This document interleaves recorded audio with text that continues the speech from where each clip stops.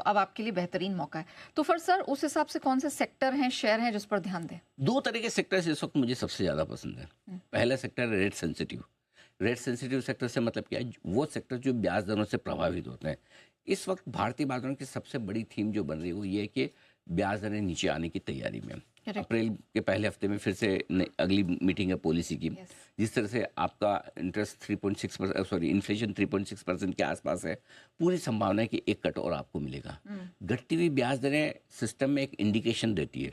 CRR cut, OMO ये सब system में लिक्विडिटी देते हैं। लिक्विडिटी की अपनी इंपॉर्टेंस है और पॉलिसी में ब्याज दरों को नीचे जाने का डायरेक्शन अपनी इंपॉर्टेंस रखता है, ताकि कॉर्पोरेट्स जो 3 साल 5 साल के व्यू से नए प्रोजेक्ट लगाना चाहते हैं, लोन लेना चाहते हैं, उन्हें इंडिकेशन मिलता है कि ब्याज दरें किस दिशा में जा रही है। ठीक है, तो ये घटती हुई ब्याज दरों के केस में हमेशा दो जगह बहुत पैसा बनता है, एक रेट सेंसिटिव सेक्टर्स में और दूसरा मिड कैप्स में।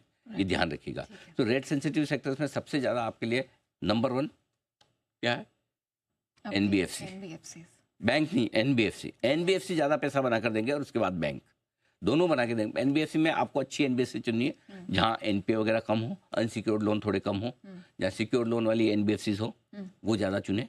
ठीक है, NBFC और बैंक नंबर 1। नंबर 2 ऑटो और रियल एस्टेट भी अच्छे रहेंगे। तो ये तीनों रेट सेंसिटिव हो गए। दूसरी बड़ी थीम है वो है पावर की। गर्मियों का सीजन जोरों पे है। इस बार ऑलरेडी लगभग 9.9% पावर की डिमांड पिछले साल के मुकाबले में ज़्यादा है फरवरी के महीने में। जबरदस्त डिमांड, वो ओवरनाइट पावर की जो डिमांड होती है IX पे, वो आप देखिए जबरदस्त डिमांड है पावर की और आगे बढ़ने वाली है।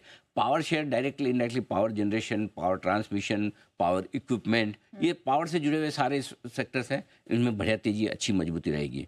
तीसरा है PSU स्टॉक्स में ऑयल एंड गैस, PSUs ये मजबूत रहेंगे। फार्मा शेयरों में भी फिर से खरीदारी होगी और अगर गलती से ट्रम्प का टैरिफ का वो तीसरा नेत्र नहीं खुला फार्मा पे, ये फार्मा शेयर पकड़ में नहीं आएंगे, आपको मैं बता रहा हूँ। अगला सेक्टर अप्रैल का sector of the month pharma बनेगा। रिस्क एक ये कि ट्रम्प टैरिफ को लेकर क्या करते हैं। मेरा पर्सनली मानना है कि फार्मा पे नहीं करेंगे, लेकिन यू नेवर नो भाई, वो आदमी ऐसा ही है ना, आपने कभी कॉन्फिडेंटली नहीं बोल सकते, भरोसा नहीं उसका।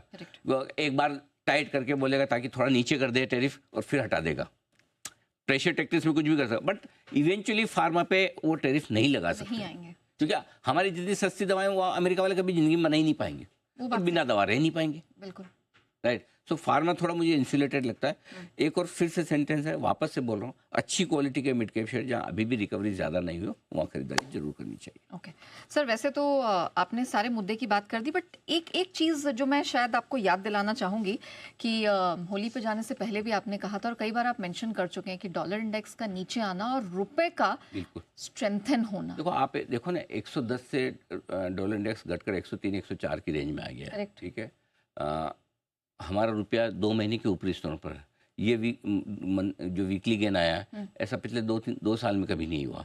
सो कहीं कहीं ओवरसोल्ड होकर मार्केट, और अब आप देखिए रुपया मजबूत होना, डॉलर कमज़ोर होना, मार्केट का बढ़ना, FIs का लौटा, और हमने तब ये भी कहा था FIs भी तभी आएंगे जब रुपए में मजबूती की संकेत मिले, बाजार भी तभी चलेगा। और ये सबसे पहले हमने कहा, उसके बाद तो खैर सब लोग कहना शुरू करते ही हैं नेचुरली, वो तो सबको समझ में आता है कि ट्रिगर कौन सा पकड़ना है। हमने कहा एक ही ट्रिगर पर फोकस करिए, सिर्फ वो ये ट्रिगर है जो बाजार में तेजी लौटाएगा। चलिए, तो एक्सपीरियंस मैटर्स, और जो ट्रिगर सर ने बताए वो हूबहू सामने निकल कर आए हैं, और रुपए का ट्रिगर उन्हीं में से एक है। आप भी सुनिए। अगर डॉलर कमजोर होना शुरू होता है और रुपया मजबूत होना शुरू होता है, जब से वहां से बाजार बॉटम बनाएगा, वहां FIs रोकना बेचना शुरू करेंगे। अगर FIs को ये कॉन्फिडेंस आता है कि करेंसी हमारी और ज्यादा कमजोर नहीं होगी और डॉलर वीक होना शुरू होगा, तो इक्विटी मार्केट के लिए ग्लोबली भी अच्छा होगा और हमारे लिए भी अच्छा होगा। तो एक सिंगल फैक्टर अगर आपको देखना है तो आप इस चीज पे फोकस करिए। डॉलर रुपये की इक्वेशन जब आपको बदलती हुई दिखे, तब आप समझिए कि बाजार घूमना शुरू करेगा। जब तक डॉलर इंडेक्स कमजोर ना हो या टॉप बनाकर नीचे ना आने आए, और जब तक रुपया अपने दम पर स्टेबल ना हो, रिकवरी ना दिखाए, तब तक FIs की बिकवाली रुकना मुश्किल है। यही आपको इंडिकेशन देगा कि FIs बेचना रोकेंगे या नहीं। हमने कहा था कि डॉलर इंडेक्स जिस दिन टॉप आउट होगा और जिस दिन रुपया आपका गिरना बंद करेगा, वहाँ से बाजार रिकवरी के संकेत देगा। और आप देखिए दोनों में एक थोड़ा वक्त लगा, लेकिन वहाँ से चीज़ें बदलती हुई दिखी है। अब धीरे धीरे जैसे जैसे आप ये मजबूती दोनों तरफ देख रहे हैं, कमजोरी और मजबूती, वैसे वैसे बाजार में थोड़ा मूल माहौल बेहतर होता हुआ दिख रहा है।